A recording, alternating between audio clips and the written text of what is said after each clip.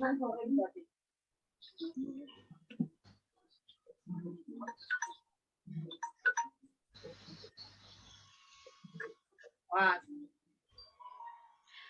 kita mulai Bapak Ibu guru semuanya. Sebelumnya, Assalamualaikum warahmatullahi wabarakatuh. Waalaikumsalam. Alhamdulillah kita semua bisa hadir dalam kegiatan pada sore hari ini. Agenda kita pada hari ini adalah belajar bersama tentang budaya positif di sekolah. Nah, sebelumnya izinkan saya untuk menyapa beberapa teman kita yang sudah hadir di sini. Ada Pak Ringga, ini guru TIK ya Pak ya. Terus kemudian ada Bu Ambar, guru sejarah. Terus kemudian ada Mas Dayat, kebetulan guru TIK juga. Ada Bu Alfi, ini guru sosiologi. Ada Bu Fitria, ini guru bahasa Jawa. Ada Bu Devitria, ini guru bahasa Indonesia. Ada Pak Digdaya, ini guru antropologi. Kemudian ada Bu Nadia, mana Bu Nadia tadi? Bu Nadia, guru bahasa Jawa. Kemudian ada Bu Dwi, guru PPKN. Kemudian ada Pak Dedi, guru TIK.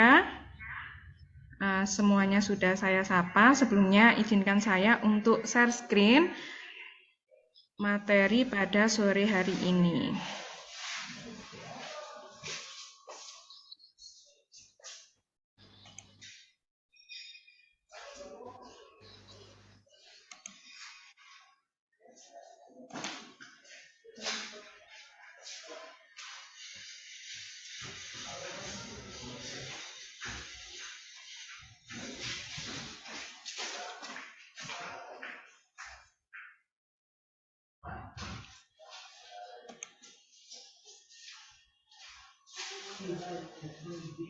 Nah, materi kita pada sore hari ini adalah bagaimana menerapkan budaya positif di sekolah.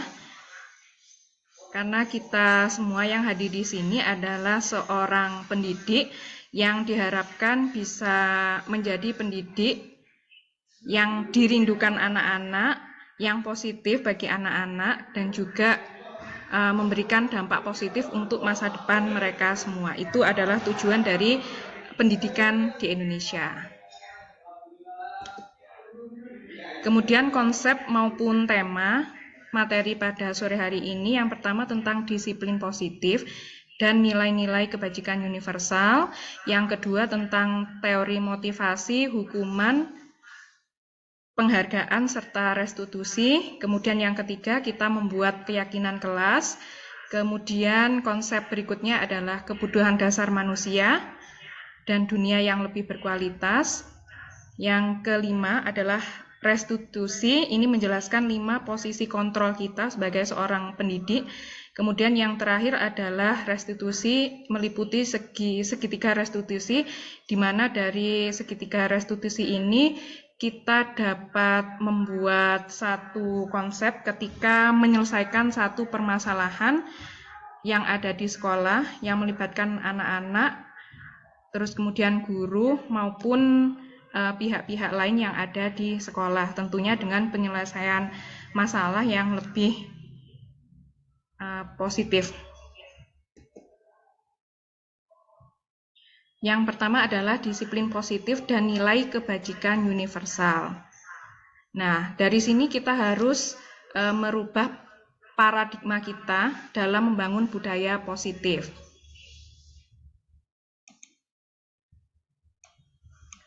Dalam membangun budaya positif, sekolah dapat menyediakan lingkungan yang positif, aman, dan nyaman agar siswa mampu berpikir, bertindak, dan mencipta dengan merdeka, mandiri, dan bertanggung jawab. Itu adalah tujuan kita ketika mereka berada di lembaga pendidikan, berada di sekolah kita.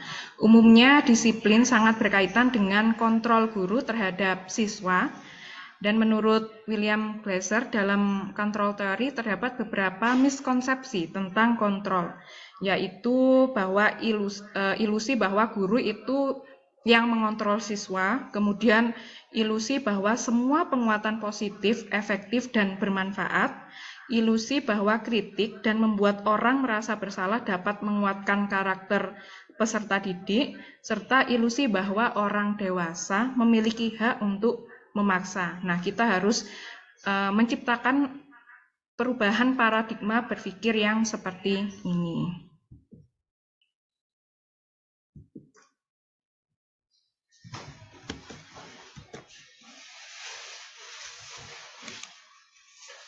Nah, menurut Ki Hajar Dewantara menyatakan bahwa untuk menciptakan siswa yang merdeka, maka syarat utamanya harus mempunyai disiplin yang kuat, yaitu disiplin diri yang berasal dari motivasi internal atau berasal dari dalam diri sendiri. Jadi ini harus datang dari peserta didik itu sendiri. Jika tidak mempunyai motivasi internal, maka diperlukan motivasi eksternal, yaitu orang lain untuk mendisiplinkan dirinya. Nah, motivasi eksternalnya ini bisa datang dari keluarga, datang dari Bapak Ibu guru yang mengajar di sekolah, maupun lingkungan yang ada di sekitar mereka. Dua motivasi internal ini motivasi internal maupun motivasi eksternal ini sangat berguna untuk anak-anak tersebut agar menjadi pribadi yang disiplin. Diana Gosen juga menyatakan bahwa kata disiplin berasal dari bahasa Latin, yaitu disiplina, yang berarti belajar. Kata disiplina juga berasal dari akar kata yang sama, yaitu disciple atau murid atau pengikut. Diana juga mengatakan bahwa disiplin juga berkonotasi dengan disiplin diri siswa. Disiplin diri dapat membuat seseorang menggali semua potensi dirinya untuk mencapai suatu tujuan, sesuatu yang dihargai dan bermakna.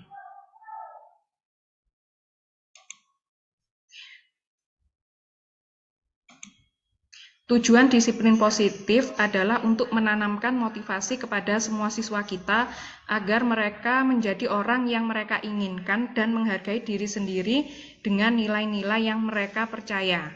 Motivasi ini berasal dari diri siswa atau internal sehingga akan berdampak jangka panjang dan tidak akan terpengaruh dengan adanya hukuman dan hadiah. Jadi disiplin positif ini adalah bisa dibilang satu pondasi ketika mereka mau belajar atau melanjutkan kehidupan mereka. Jadi ini nilai yang benar-benar harus ada di dalam diri siswa. Jadi mereka tidak akan terpengaruh ketika orang memberikan hukuman atau hadiah. Hukuman dan hadiah tidak menjadi pendorong dari tindakan mereka karena disiplin memang sudah benar-benar muncul dari dalam diri mereka. Kemudian adapun nilai-nilai kebajikan universal adalah sifat positif manusia yang merupakan tujuan mulia yang ingin dicapai setiap individu. Nilai-nilai tersebut bersifat universal dan lintas bahasa, suku, bangsa, agama maupun latar belakang. Setiap perilaku atau perbuatan memiliki satu tujuan. Terus kemudian dengan mengaitkan nilai-nilai kebajikan yang diyakini seseorang, maka motivasi intrinsiknya akan terbangun sehingga menggerakkan motivasi dari dalam untuk dapat mencapai tujuan mulia yang diinginkan. Nilai-nilai kebajikan yang ingin dicapai oleh setiap anak Indonesia kita kenal dengan profil pelajar Pancasila. Tentunya Bapak Ibu guru yang mengajar sudah tidak asing dengan beberapa konsep profil pelajar Pancasila yang sudah diterapkan di sekolah kita masing-masing. Ini ada beriman, bertakwa kepada Tuhan Yang Maha Esa, dan berakhlak mulia, mandiri, bernalar kritis, berkebinekaan global, bergotong royong, dan kreatif. Nah, ini tentunya sudah kita terapkan di sekolah kita masing-masing lewat mata pelajaran maupun kegiatan yang lain yang harus ada. Nah, ini ada teori motivasi, hukuman, dan penghargaan, serta restitusi. Dari sini kita akan membedah satu persatu apa itu motivasi, hukuman, penghargaan, serta restitusi. Nah, ini motivasi perilaku manusia yang pertama untuk menghindari ketidaknyamanan atau hukuman. Jadi seseorang ketika ingin melakukan sesuatu pasti ada satu hal yang memotivasi mereka. Yang pertama pasti ketakutan untuk menerima hukuman. Nah, seseorang berperilaku seperti ini untuk menghindari permasalahan yang mungkin muncul dan berpengaruh kepada mereka secara fisik, psikologis, ataupun tidak terpenuhi kebutuhan mereka bila mereka tidak melakukan tindakan itu. Misalnya kita ambil contoh ketika anak berangkat sekolah dan mereka datang tepat waktu, itu kan motivasinya macam-macam. Memang ada anak yang dasarnya itu disiplin dari rumah, ada anak yang memang datang tepat waktu itu takut ketika sampai sekolah dan terlambat menerima hukuman ataupun malu. Ada juga anak yang mungkin tidak memiliki motivasi sehingga mereka tetap telat untuk datang ke sekolah. Nah, yang kedua untuk mendapatkan imbalan atau penghargaan dari orang lain. Seseorang berperilaku seperti ini untuk mendapatkan pujian, hadiah, atau imbalan dari orang lain yang menurut mereka penting dan mereka letakkan dalam dunia berkelas mereka. Jadi ada tiga. Yang terakhir untuk menjadi orang yang mereka inginkan dan menghargai diri sendiri dengan nilai-nilai yang mereka percaya. Orang melakukan sesuatu karena nilai-nilai yang mereka yakini dan hargai. Motivasi ini akan membuat orang mempunyai disiplin positif karena motivasinya bersifat internal. Jadi yang ketiga ini adalah tataran tertinggi motivasi perilaku manusia. Ketika seseorang sudah tidak lagi terpengaruh dengan hukuman ataupun imbalan yang akan mereka dapatkan ketika melakukan sesuatu.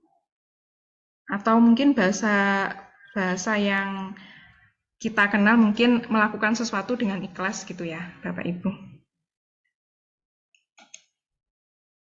Nah, ini merdeka menurut Ki Hajar Dewantara itu artinya tidak hanya terlepas dari perintah, akan tetapi juga cakap buat memerintah diri sendiri. Nah, ini tujuan utama pendidikan kita adalah menciptakan anak-anak yang merdeka, baik itu secara fisik maupun pemikiran. Ataupun ketika mereka melakukan sesuatu itu sudah tidak lagi terpengaruh dengan pihak yang lain, tetapi ke arah yang lebih positif.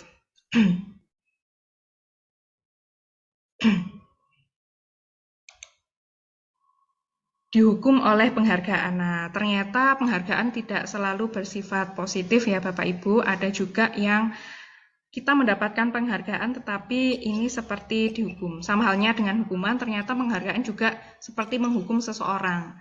Berikut pengaruh buruk penghargaan terhadap anak menurut Kohn. Yang pertama, memberikan pengaruh jangka pendek dan jangka panjang.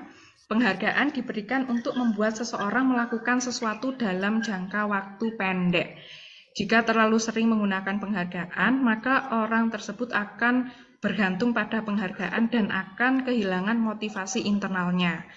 Lama-kelamaan, orang tersebut menjadi tidak menyadari tindakan baik yang dilakukan. Jadi tindakan yang dilakukan itu tergantung dari apa yang akan dia dapatkan. Yang kedua, penghargaan tidak efektif. Penghargaan merupakan suatu benda atau peristiwa yang diinginkan yang dibuat dengan satu syarat tertentu. Penghargaan diperoleh jika melakukan hal yang disyaratkan.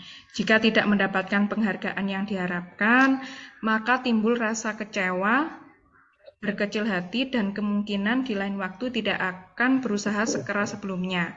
Kita juga harus terus-menerus memberikan penghargaan jika ingin seseorang melakukan sesuatu. Orang yang berusaha berhenti merokok bila diberi penghargaan tidak akan berhasil.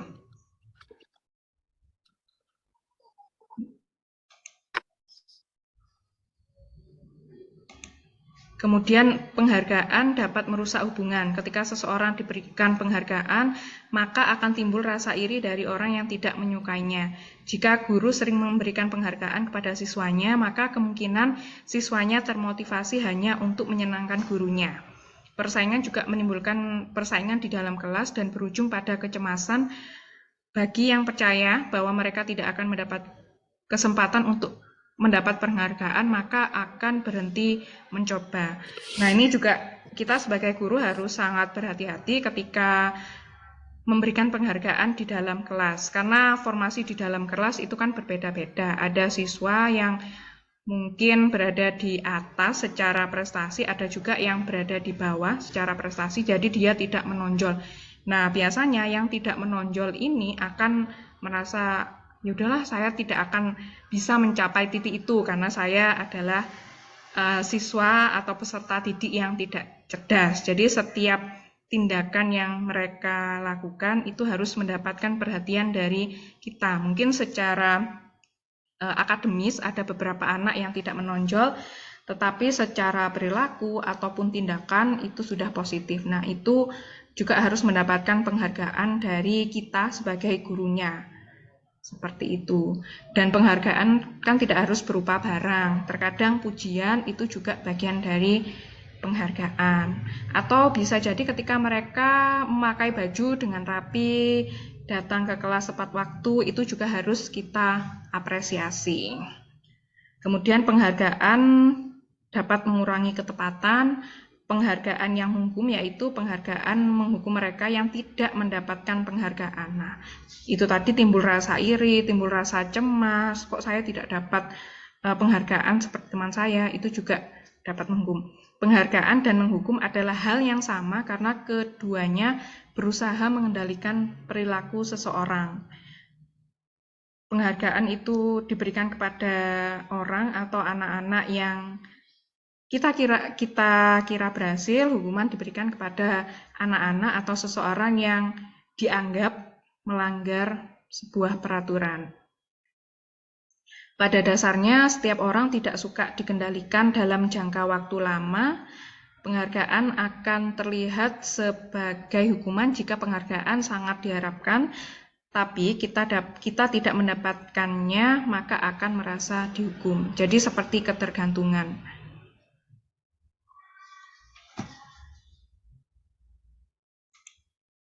Nah, yang terakhir yaitu apa itu restitusi? Restitusi adalah proses menciptakan kondisi bagi murid untuk memperbaiki kesalahan mereka, sehingga mereka bisa kembali pada kelompok mereka dengan karakter yang lebih kuat. Restitusi juga merupakan proses kolaboratif yang mengajarkan murid untuk mencari solusi untuk masalah mereka dan membantu murid berpikir tentang orang seperti apa yang turun tak.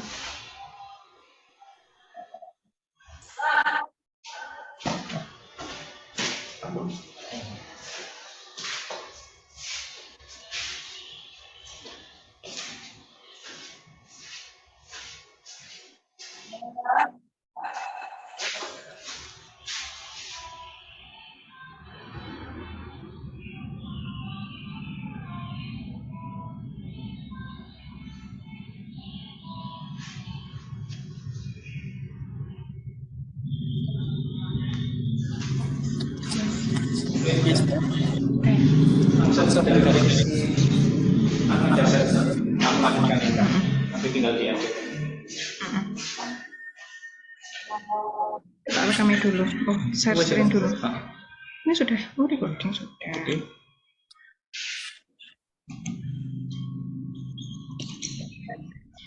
Ya, ngapunten Bapak Ibu, kita lanjutkan lagi. Tadi kita sampai pada apa itu restitusi. Restitusi adalah proses menciptakan kondisi bagi murid untuk memperbaiki kesalahan mereka, sehingga mereka bisa kembali pada kelompok mereka dengan karakter yang lebih kuat.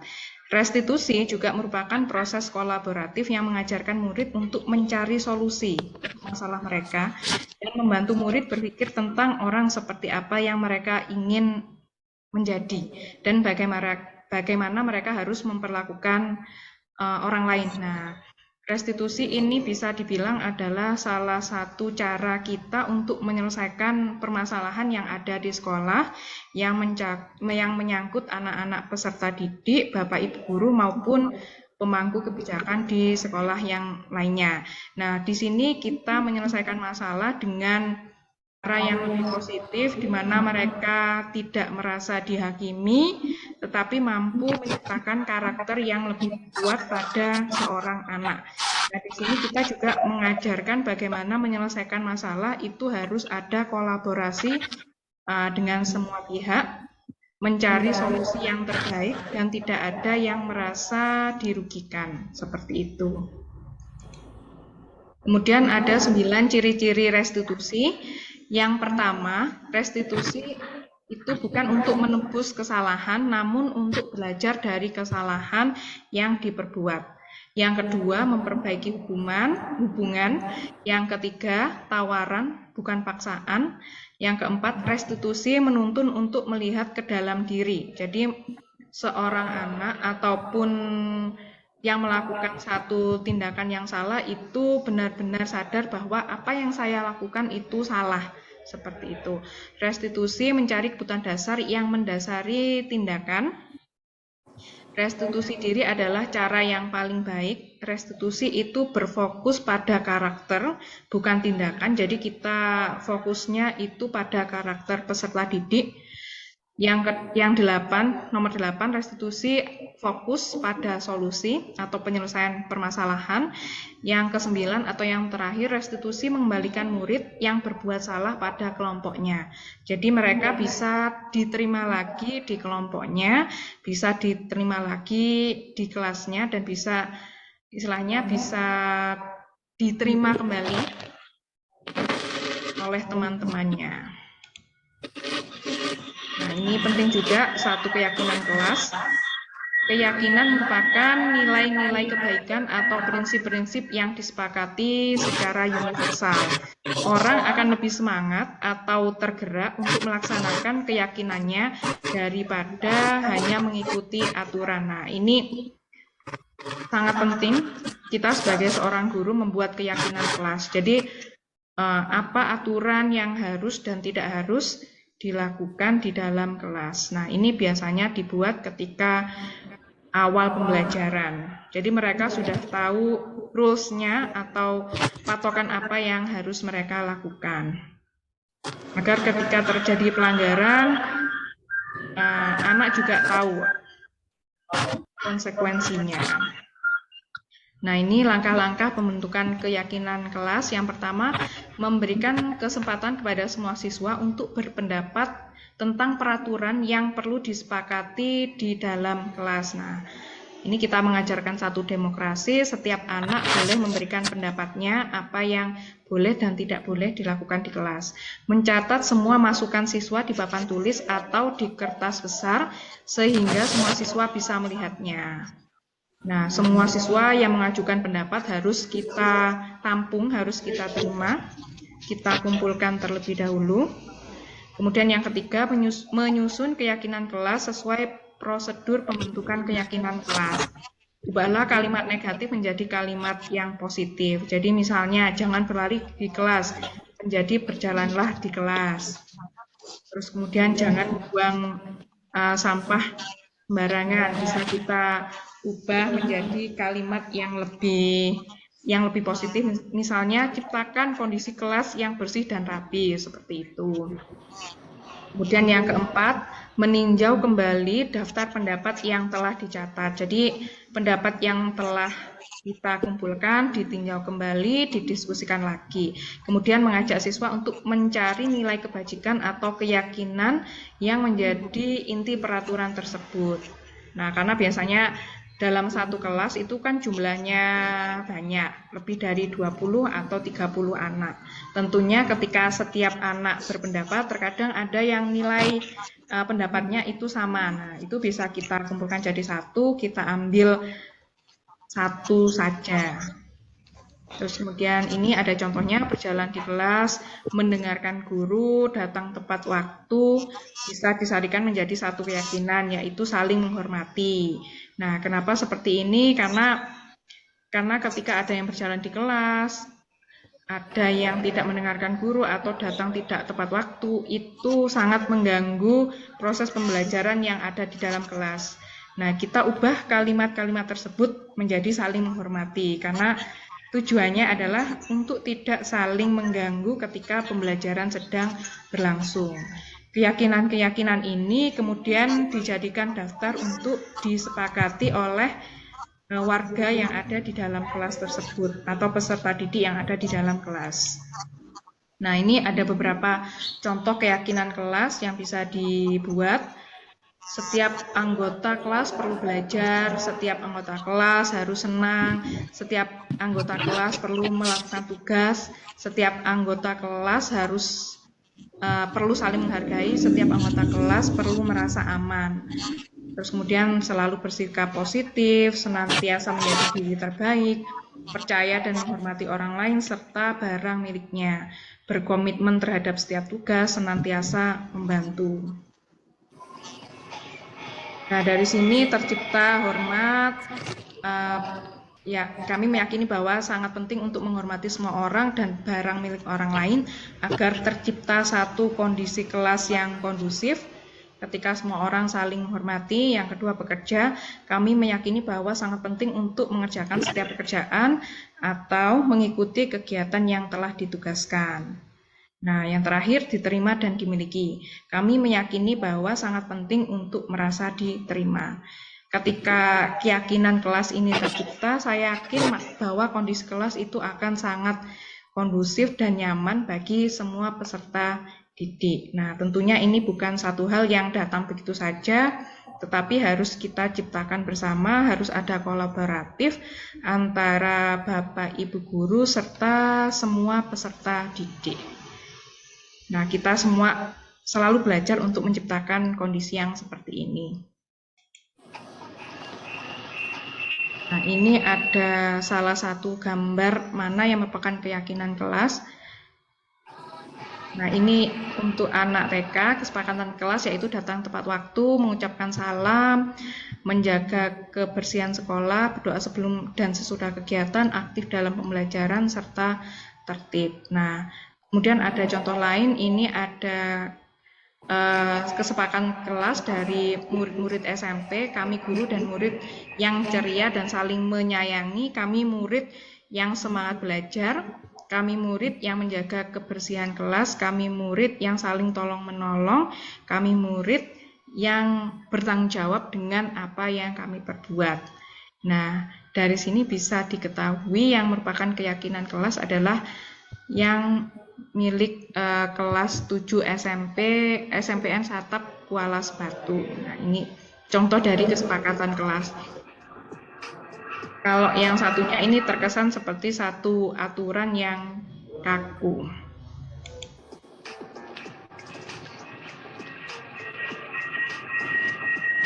Kegiatan tampak seperti atau tidak tampak seperti kegiatan ini dilakukan dengan membagi anggota kelas menjadi beberapa kelompok. Setiap kelompok diberikan kertas. Nah, ini salah satu cara yang bisa dilakukan untuk membuat kesepakatan di dalam kelas.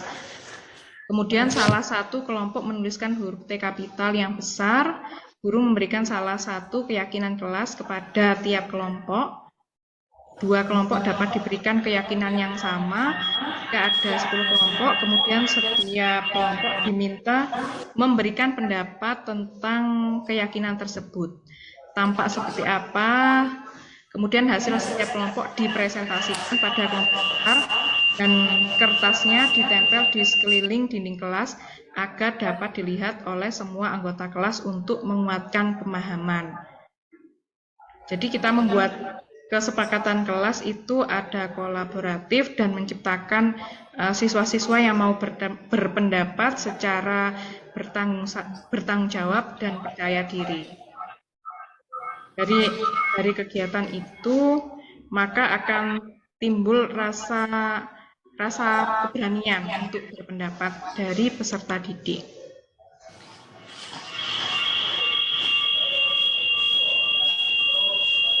Contoh tampak seperti atau tidak tampak seperti. Nah, tampak seperti berkata sopan, saling menghargai, datang tepat waktu. Tak tampak seperti. Nah, ini yang tidak boleh dilakukan, berkata kasar dan kotor, suka mengejek, serta datang terlambat. Percaya dan menghargai orang lain dan barang miliknya, yang tampak seperti izin waktu meminjam, menghargai pendapat orang lain. Nah, ini sangat penting untuk diajarkan kepada peserta didik. Tak tampak seperti mengambil barang milik orang lain, mencela pendapat orang lain. Nah, ini satu tindakan yang akan sangat mengganggu kegiatan pembelajaran yang ada di kelas maupun hubungan antar teman di dalam kelas. Sepertinya sepele tapi sangat penting untuk disepakati.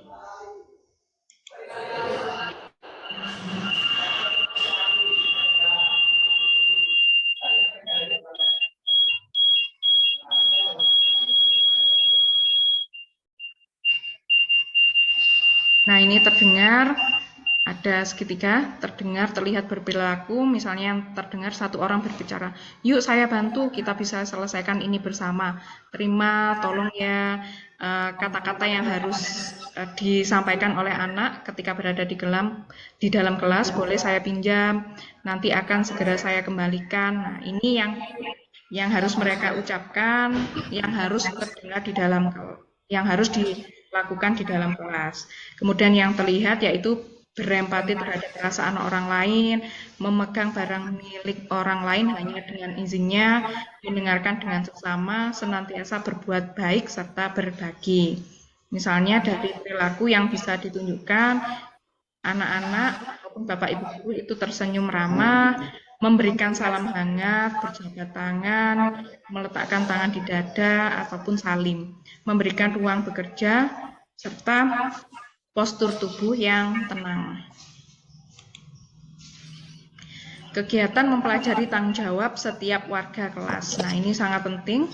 Adapun langkah-langkah yang dapat dilakukan oleh guru, kita sebagai guru, yaitu guru membuat bagan yang berisi 4 kotak, masing-masing kotak diisi dengan judul, guru tugasnya, murid tugasnya, guru tugasnya bukan, dan murid dan yang bukan tugasnya itu apa. Guru bercurah pendapat dengan 2 cara, yaitu mengajak siswa berpendapat secara individu atau membagi murid dalam 4 atau 8 kelompok, dan setiap kelompok diberikan tugas untuk bercurah pendapat tentang masing-masing tugas atau bukan tugas yang bukan menjadi tugas guru maupun siswa. Hasil dari curah pendapat dapat ditempel pada dinding kelas agar dapat dilihat oleh seluruh anggota kelas.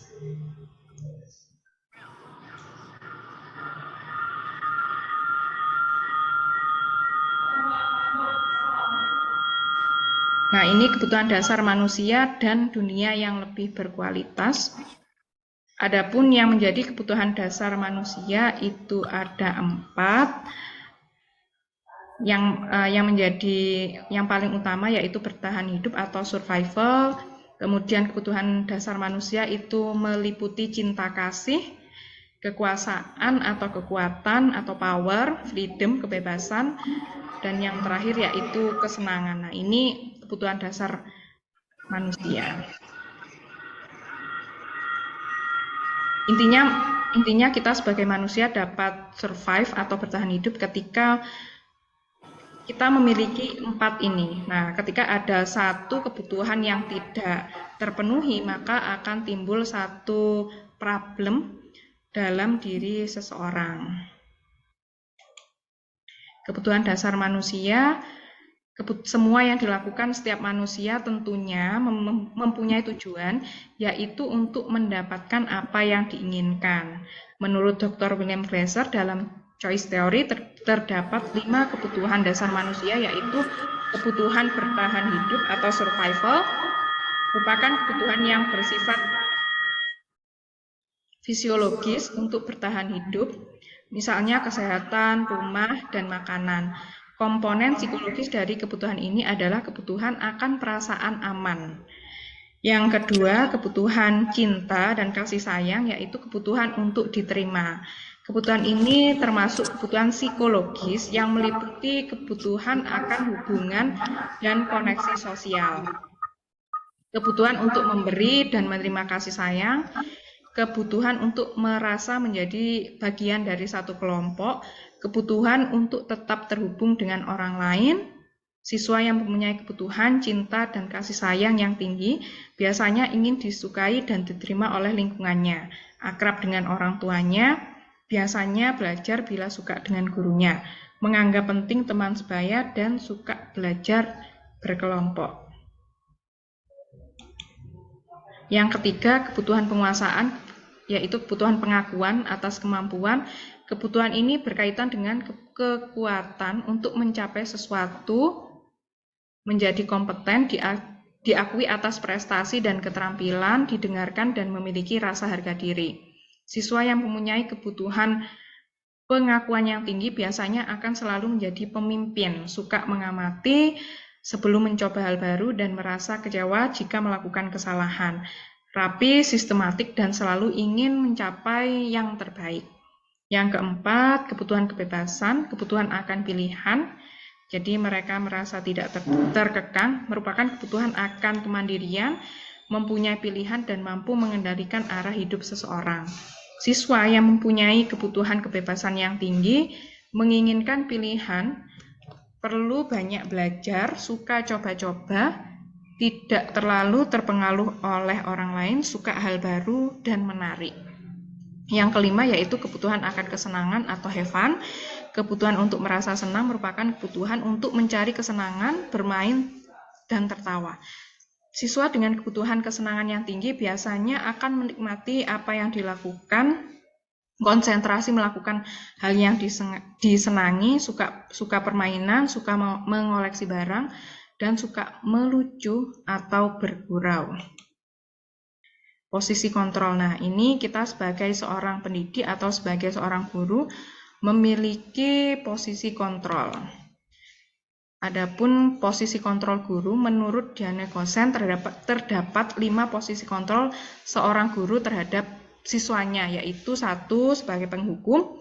Seorang penghukum dapat menggunakan hukuman fisik dan verbal.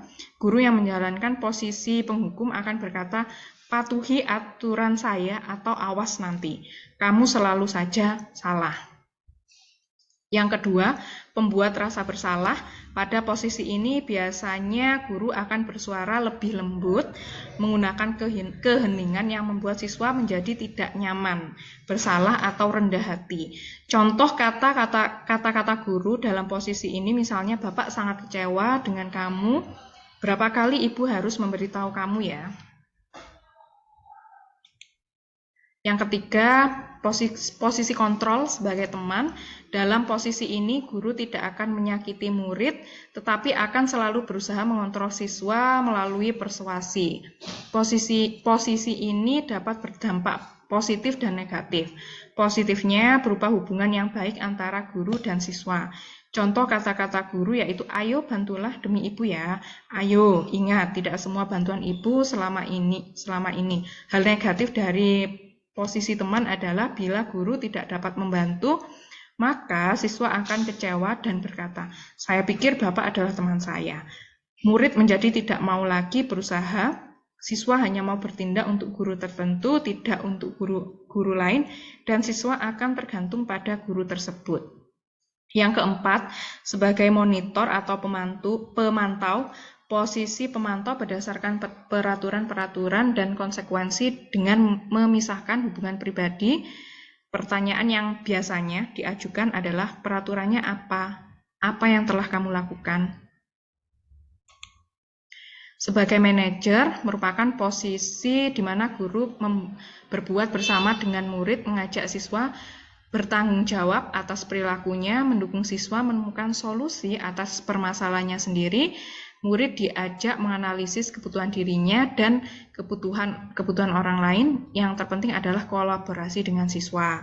Kata-kata seorang manajer yaitu apa yang kita yakini, atau dalam tanda kutip keyakinan kelas, apa yang kamu yakini.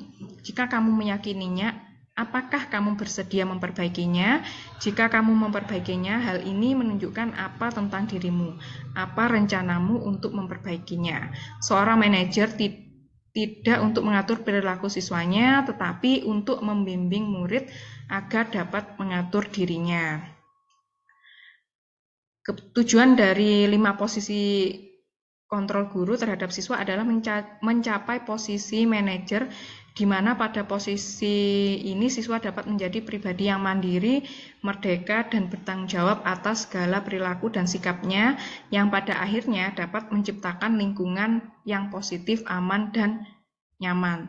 Tentunya 5 posisi kontrol ini disesuaikan dengan permasalahan yang ada di sekolah. Terkadang kita harus dapat menjadi seorang teman, terkadang kita juga harus menghukum, terkadang kita juga sebagai posisi manajer, tergantung bagaimana permasalahan atau problem yang dihadapi oleh seorang peserta didik. Nah, adapun segitiga restitusi ini bisa dibilang satu langkah untuk menyelesaikan problem atau permasalahan yang ada di sekolah. Kita menggunakan segitiga restitusi.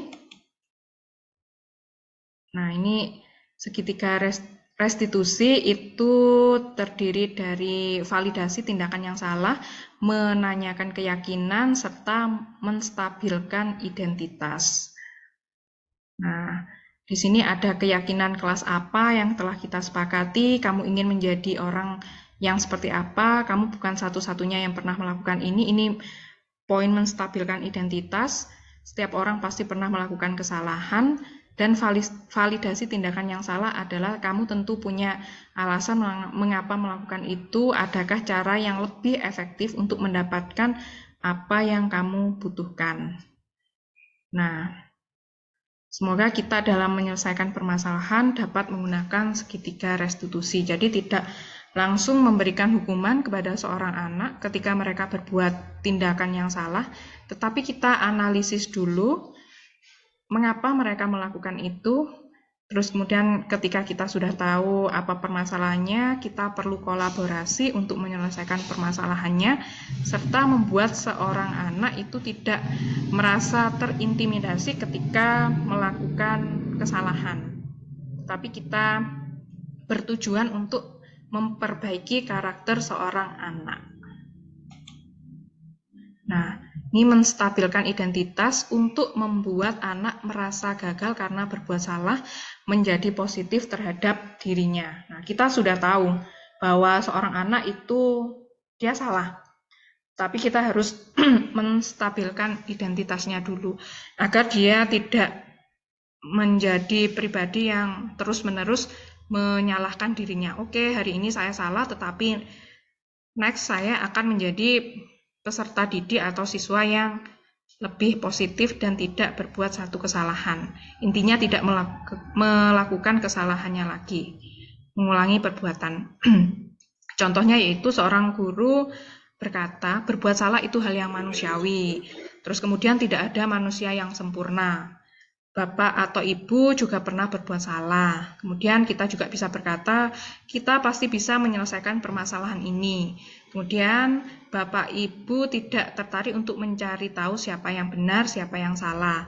Bapak Ibu lebih tertarik untuk menyelesaikan masalah. Kalau kamu menyalahkan diri sendiri terus-menerus, apakah kamu bersikap baik pada dirimu sendiri? Jadi kita tidak langsung menghakimi, kamu salah ya, kamu sudah melakukan ini. Jadi kamu harus dapat hukuman, tidak seperti itu. Tetapi kita menggunakan kata-kata yang lebih positif, tetapi tahu bahwa mereka sudah melakukan satu tindakan yang salah. Validasi yang kedua adalah validasi kebutuhan, membantu murid mengenali basic atau permasalahannya, need atau kebutuhan dasar yang ingin dipenuhinya ketika melakukan kesalahan. Jadi kita menggali apa sih yang menjadi kebutuhan mereka, kenapa sih mereka atau anak-anak itu membuat kesalahan. Nah, tujuan dari validasi kebutuhan ini adalah memenuhi kebutuhan dasar.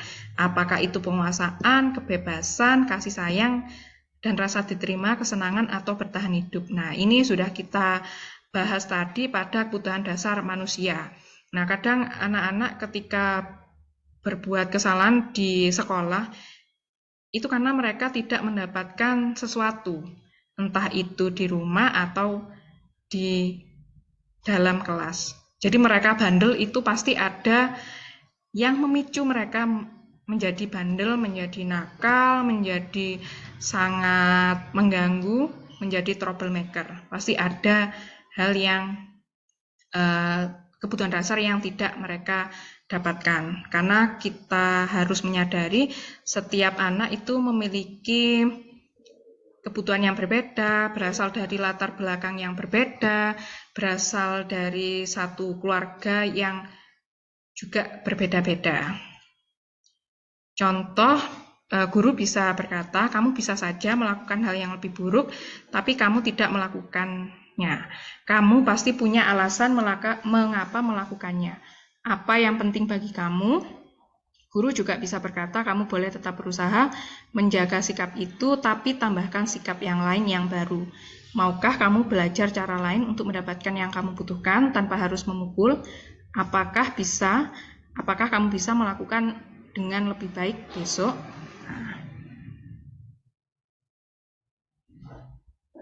Jadi kita berusaha untuk menggali.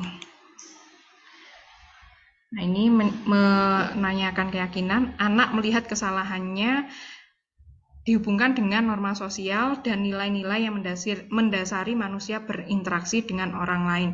Contohnya, guru dapat berkata, apa nilai yang kita percaya di kelas atau sekolah kita, nilai-nilai universal apa yang telah kita sepakati, kelas yang ideal itu seperti apa sih?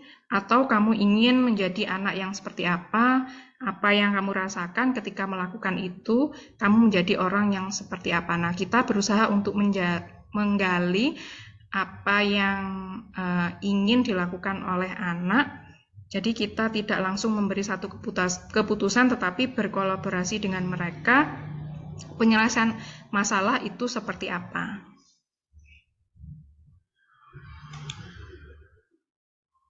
Nah, ini salah satu skenario contoh restitusi dalam sebuah kasus. Misalnya pada hari Jumat pagi di kelas 10 masih melaksanakan PAS atau penilaian akhir semester 1. Seorang siswa berinisial ABC datang terlambat ke sekolah.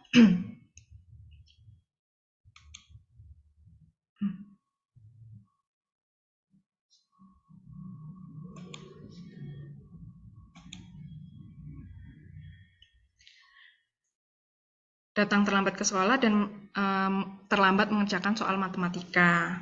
Murid berkata, Assalamualaikum, kemudian gurunya menjawab, Waalaikumsalam. Terus kemudian murid, maaf Bu, saya terlambat. Seorang guru menanyakan, ya ABC, tidak apa-apa, silakan Mbak Putri duduk, tapi nanti pulang sekolah Mbak Putri menemui Bu Norma dulu ya. Kemudian murid berkata, ya Bu.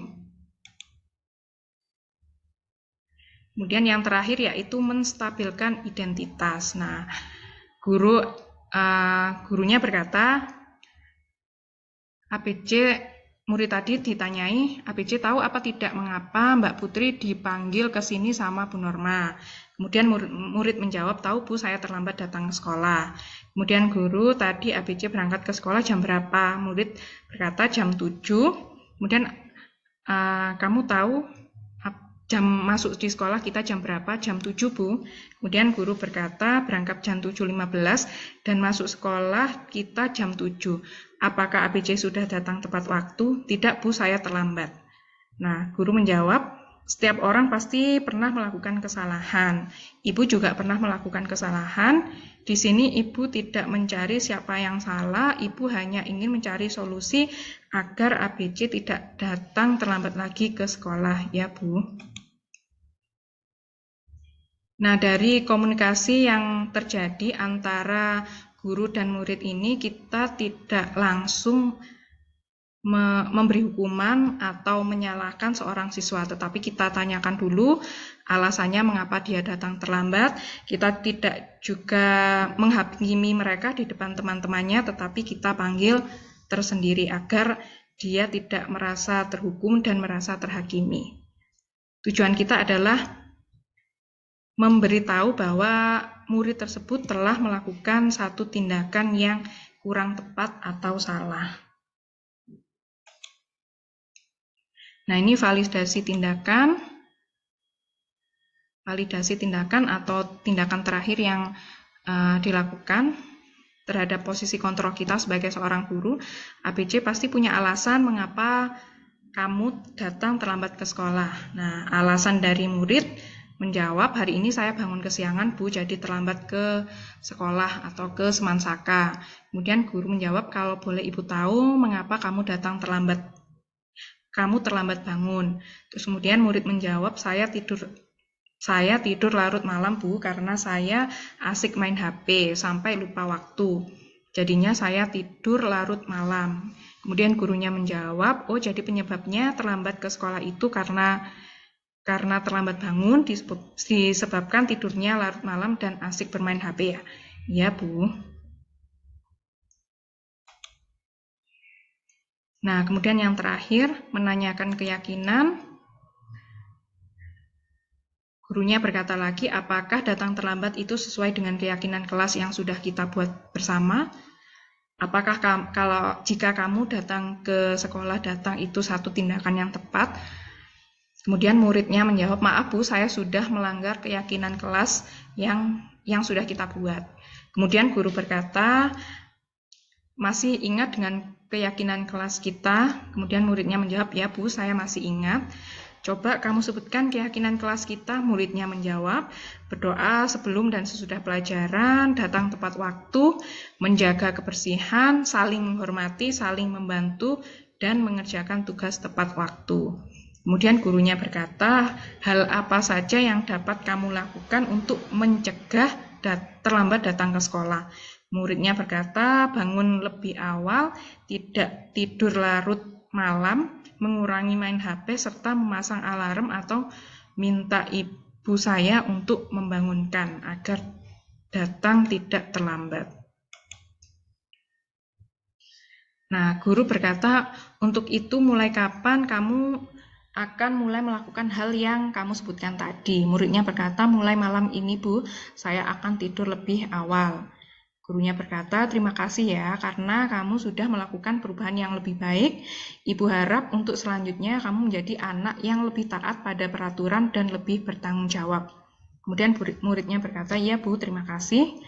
Ya sudah, sekarang kamu silahkan pulang. Ya Bu, Assalamualaikum. Waalaikumsalam, hati-hati di jalan. Nah, dari studi kasus ini kita bisa mengambil satu contoh ketika ada permasalahan, kita menggunakan posisi kontrol kita sebagai guru. Kemudian yang paling penting kita menyelesaikan satu permasalahan dengan segitiga restitusi agar seorang anak sadar sudah berbuat kesalahan tetapi tidak merasa terhakimi atas kesalahan yang mereka buat. Nah, ini sangat penting karena tujuan kita mendidik itu adalah menjadikan anak-anak yang memiliki karakter yang baik, bertanggung jawab, yang datang dari dalam diri mereka sendiri, serta menjadi anak-anak yang memiliki etika. Itu yang paling penting. Nah, ini menjadi tujuan pembelajaran saat ini. Fokus kita adalah program Merdeka Belajar.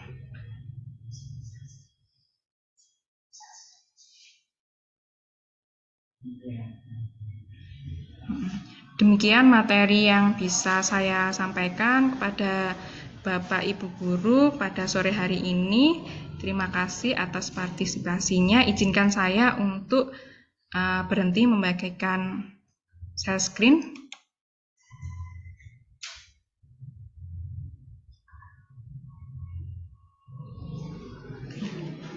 Monggo Bapak Ibu Guru untuk on cam semuanya.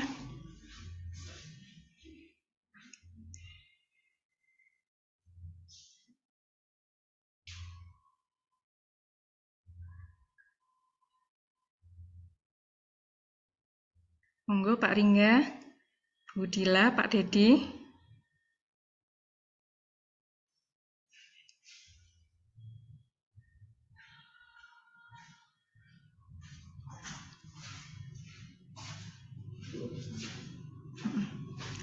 Izinkan saya untuk mengambil gambar Bapak Ibu Guru semuanya. Oke, kita berfoto bersama nggih. 1, 2, 3. Sudah, satu kali lagi. Pipit, Bu Five. Nggih. Terima kasih semuanya. Nggih, terima kasih atas partisipasinya pada sore hari ini. Sudah belajar bersama mengenai budaya positif yang akan kita terapkan di sekolah kita masing-masing. Terima kasih ilmunya. Ya, semoga materi pada sore hari ini bisa kita terapkan, bisa menjadi satu budaya yang benar-benar positif di sekolah kita. Guys.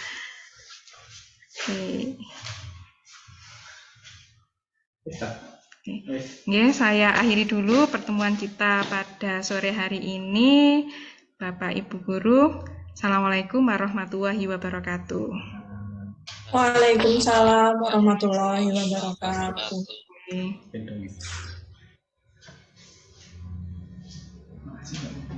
Makasih Mbak Pipit, Bu Ambar, Bu Devi, Pak Dik, Ya, Pak Lingga, Bu Sama-sama. Pak Sama-sama. Dayat, Bu Dila, dan semuanya yang sore hari ini sudah meluangkan waktu. Semangat. Bu Ambar. Sudah ya. Oke, izinkan saya untuk stop recording, menutup pertemuan kita hari ini. Ini, stop recording. Oh ya, boleh.